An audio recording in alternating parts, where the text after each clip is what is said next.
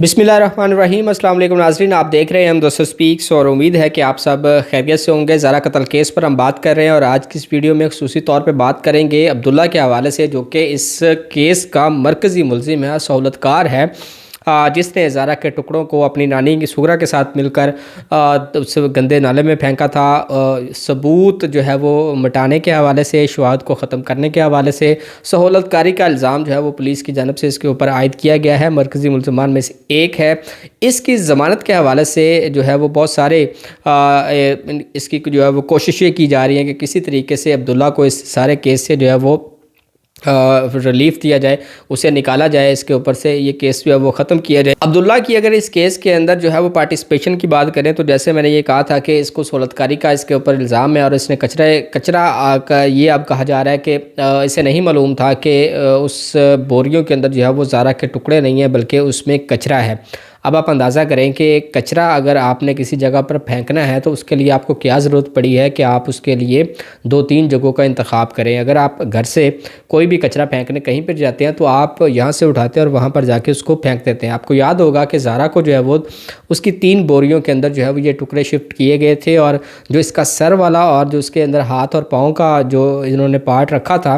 वो बेसिकली इन्होंने एक जगह से दूसरे से तकरीबन 8-10 किलोमीटर दूर इसलिए फेंका था कि ताकि अगर वहाँ से इसकी वो मिल भी जाए वो पार्ट तो वहाँ पर उसकी शिनाख्त ना हो सके, इसलिए इसको जो है वो किसी और तरीके से फेंका गया था। और जब आपको ये भी याद होगा कि सारे केस के अंदर जो सबसे पहले ब्रेक हुआ था मुलजिम वो भी अब्दुल्ला था और उसी ने ही पुलिस को ये सारा कुछ बताया था। तो आप इन सारे शवाहद की मौजूदगी के अंदर आप किस तरीके से उसको बरियल ज़ुमा करार दे रहे हैं, ये भी आपके साथ शेयर करते हैं। उसकी वजह ये बताई जा रही है कि ये बच्चा जो है वो अंडर एज है, कम उम्र है, इसका जो जहन है वो इस तरीके से पुख्ता नहीं था, इसे सही और गलत का पता नहीं था, इसे नहीं पता था कि ये किस तरीके से इन्होंने काम सारा किया है, जिस तरीके से इसको मर्डर किया है। वो ये कहते हैं, इसके जो वकला हैं वो ये कहते हैं कि इसको इस बात का पता नहीं था, लिहाजा इसी के ऊपर जो है वो इसको थोड़ा सा रिलीफ दिया जाए। एक तो इसकी एज कम है, दूसरा इसको जो एक जुवेनाइल जस्टिस सिस्टम है उसके थ्रू भी इसको रिलीफ देने के लिए कोशिशें की जा रही हैं। लेकिन अभी तक जब इसको अदालत में पेश किया गया है तो तकरीबन कहा यह जा रहा है कि 5 से 7 पेशियाँ इसके ऊपर हो सकती हैं, लेकिन इसके ऊपर जो है वो तारीख़ पर तारीख़ ही पड़ती आ रही थी। लेकिन इस दफ़ा अदालत ने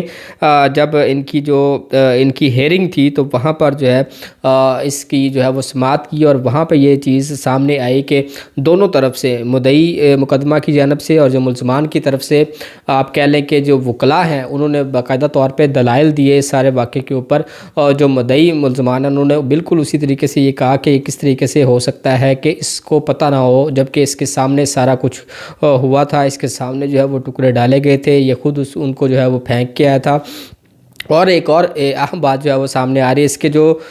हम एज हैं वो ये कह रहे हैं कि इसकी उम्र जो है वो तकरीबन जो है वो 19 से 20 साल है। इसे अब जो है वो कम किया जा रहा है और जो जुवेनाइल जस्टिस सिस्टम है उसने पुलिस की ने जिसकी उम्र लिखी है वो तकरीबन 15 से 16 साल लिखी है। और इसमें ये इन्होंने कहा है कि दिमाग जो है वो इसका पुख्ता नहीं था और इसलिए से ये पता नहीं चला कि ये इन्होंने क्या ये सारा वाक़या किस तरीके से किया था जिसके अंदर। तो इन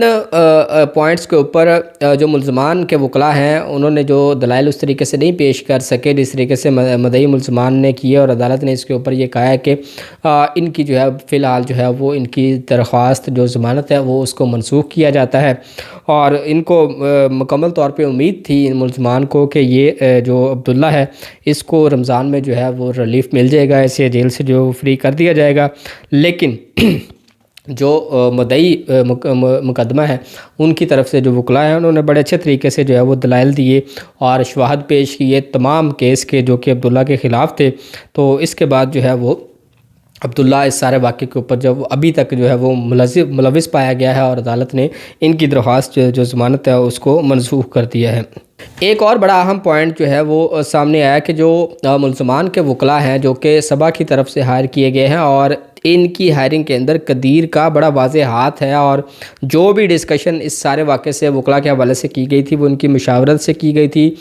وہ صبا کی مشاورت سے کی گئی تھی، وہ سغرا اور یاسمین کی مشاورت کے بعد ایک وکلاء کی ٹیم کو ہائر کیا گیا تھا جو کہ اب ان کا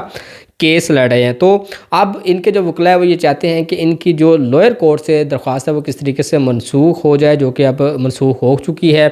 اب یہ چاہتے ہیں کہ اس کیس کو جو ہے وہ ہائی کورٹ کے اندر لے کر جائیں، اور وہاں سے امید کی جا سکتی ہے کہ ان کے لیے کوئی ضمانت کا سلسلہ جو ہے وہ بن سکتا ہے۔ تو یہ ایک پورا جو ہے وہ پلان کر کے یہ تمام چیزیں کی جا رہی ہے، اور اس پلان کے اندر قدیر بھی اتنا ہی ملوث ہے جتنا کہ صبا اور دیگر جو افراد ہیں جو کہ اس کے اوپر کام کر رہے ہیں، اور یاسمین کا جو شوہر ہے جو کہ پیسہ اس کے اوپر بہا رہا ہے وہ یہ چاہتا ہے کہ کسی طریقے سے اس کا بیٹا اور اس کی بیوی جو ہے اس کو جو ہے وہ اس کیس سے باہر نکلوایا جائے، جیل سے ان کو جو ہے وہ کم از کم نکالا جائے۔ تو یہ جو اب ایک معاملہ عدالتی کارروائی کا ہے اس پہ اب ہائی کورٹ میں جاتا ہوا نظر آ رہا ہے، اور وہاں پر ایک نئے طریقے سے اس کیس کو جو ہے وہ پیش کیا جائے گا، اور جو ملزمان کے وکلاء ہیں وہ اب یہ جو کہ ان کا ایک پلان تھا اس کے مطابق یہ تمام چیزیں جو ہیں وہ ہو رہی ہیں، اور اب وہ اس کو ہائی کورٹ کے اندر لے کر جائیں گے، چیلنج کریں گے، اور وہاں پر وہ یہ کہہ رہے ہیں کہ ہو سکتا ہے انہیں کسی نہ کسی طریقے سے ریلیف جو ہے وہ مل جائے، کیونکہ وہاں پر آسانی ہوتی ہے، ایک بڑے لیول کے اوپر چیزوں کو رکھ کے پیش کرتے ہیں، تو ہو سکتا ہے کہ وہاں پر ان کو تھوڑا سا ریلیف مل جائے۔ تو اب تک جو عدالتی کارروائی کا ایک احوال ہے اس میں میں نے آپ کے ساتھ شیئر کیا ہے کہ اب ان کی ضمانت جو ہے وہ منسوخ ہو چکی ہے، اور ان کی جو وکلاء کے دلائل ہیں وہ بھی ایک دوسرے نے بڑے زبردست طریقے سے پیش کیے ہیں۔ اب یہ دیکھنا ہے کہ کیا اب ملزمان کے جو وکلاء ہیں وہ اس کیس کو ہائی کورٹ کے اندر لے کر جاتے ہیں، اور وہاں پر جا کے کس طریقے سے اس کو پریزنٹ کرتے ہیں،